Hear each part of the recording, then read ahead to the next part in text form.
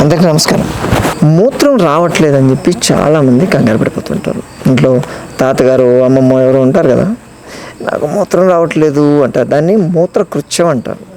అంటే ఒక ఏజ్కి వచ్చిన తర్వాత మూత్రాశయం అనేది నాన్ రియాక్టివ్ అయిపోతూ ఉంటుంది. అంటే వచ్చినప్పుడు నాకు ఫ్లూయిడ్ చేరింది, ఒకసారి రియాక్ట్ అయ్యి బయటకు పంపిద్దాము అనే సెన్సేషన్ కోల్పోతూ ఉంటుంది.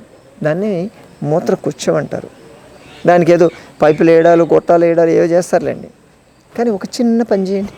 మీ తాతకో అమ్మమ్మకో ఈ ప్రాబ్లం వస్తే వాళ్ళు పెళ్ళప్పుడు నెత్తి మీద ఏం పెట్టారో అని అడగండి. ఏం పెడతారు? జీలకర్ర బెల్లం కదా. ఆ జీలకర్ర బెల్లం రెండూ తీసుకొని అది ఒక 30 గ్రాములు జీలకర్ర, 30 గ్రాములు బెల్లం, 30 గ్రాములు 60 గ్రాముల లడ్డు చేయండి. పొద్దున ఒకటి, మధ్యాహ్నం ఒకటి, సాయంత్రం ఒకటి ఇవ్వండి.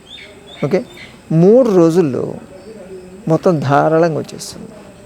ఎటువంటి పైప్ వేయాల్సిన అవసరం లేదు. చాలా సింపుల్ టెక్నిక్. చేసి చూడండి. లడ్డు ముద్ద పెడతానని చెప్పి ఇచ్చేసేయండి, లడ్డులాగా మీకు మొత్తం వచ్చేస్తుంది. చేస్తారా? ట్రై చేయండి, చూద్దాం. అతి మూత్రం అంటే కొన్నిసార్లు ఈ మూత్రము అన్కంట్రోల్గా వస్తూ ఉంటుంది. ఎందుకు వస్తుందో తెలీదు, అసలు ఆపుకోలేరు.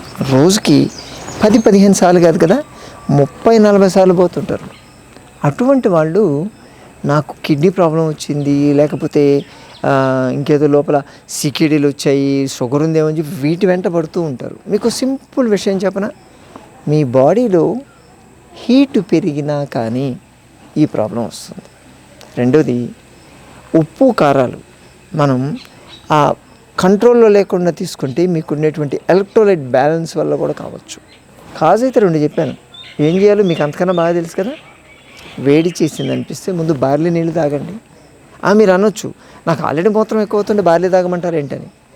బార్లీ నీళ్ళు తాగితే ఒకేసారి వేడిపోతుంది, ఒకేసారి ఎక్కువ మూత్రం వచ్చేస్తుంది, ప్రాబ్లం సాల్వ్ అయిపోతుంది.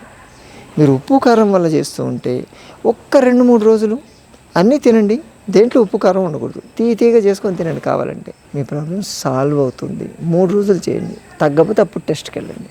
అంతేగాని ముందు టెస్ట్కి వెళ్తే మీతోనే టెస్ట్ మ్యాచ్ ఆడడానికి చాలామంది ఉంటారు రెడీగా. సరేనా?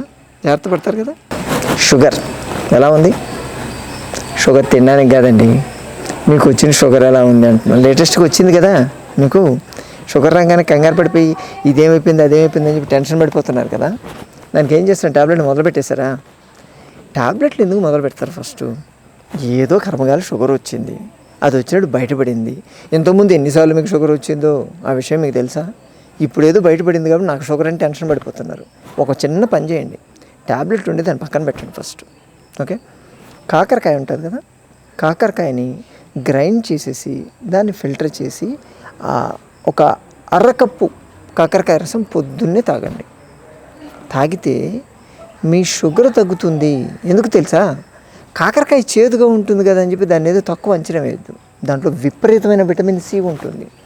మీకు ఇన్సులిన్ రెసిస్టెన్స్ బాడీలో డెవలప్ అయ్యేటప్పుడు ఈ షుగర్ పెరిగేటువంటి ఛాన్సెస్ ఉంటాయి. కాకరకాయ తీసుకుంటే ఏమవుద్దంటే ఆ ఇన్సులిన్ రెసిస్టెన్స్కి అగెనిస్ట్గా పనిచేసి ఇన్సులిన్ చాలా సెన్సిటివ్గా తయారు చేస్తుంది. యాక్టివ్గా తయారు చేయడంతో ఇమ్మీడియట్గా మీకు షుగర్ లెవెల్స్ పడిపోతాయి.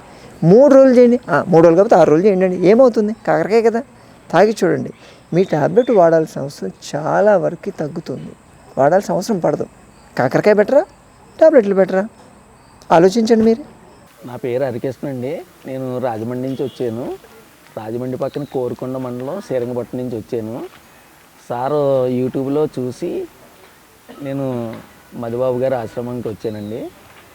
ఆల్రెడీ అల్లోపతిలో 15 సంవత్సరాల నుంచి బ్యాక్ పెయిన్కి సఫర్ అవుతున్నానండి నేను. అక్కడ నయం కాక సర్జరీకి రెఫర్ చేశారు. దాని నుండి విముక్తి పొందడానికి నాచురల్ కేర్కి వచ్చి సర్జరీ లేకుండా క్యూర్ అయ్యానండి. 10 డేస్ ఉన్నాను ఇక్కడ. ట్రీట్మెంట్ బాగుంది. ఇక్కడ మసాజులు, ఫిజియోథెరపీ, ఆక్యుపంచరు, వాటర్ థెరపీలు, మట్టి థెరపీలు, చాలా మోడల్స్ ఉన్నాయండి. బాగుందండి ఇక్కడ ట్రీట్మెంట్. రిలీఫ్ ఇచ్చిందండి, బాగుందండి. నా పేరు శిరీష, మాది ప్రాపర్ విజయవాడ. చౌటుప్పల్లో ఉంటాం. చౌటుప్పల్ నుండి వచ్చాం.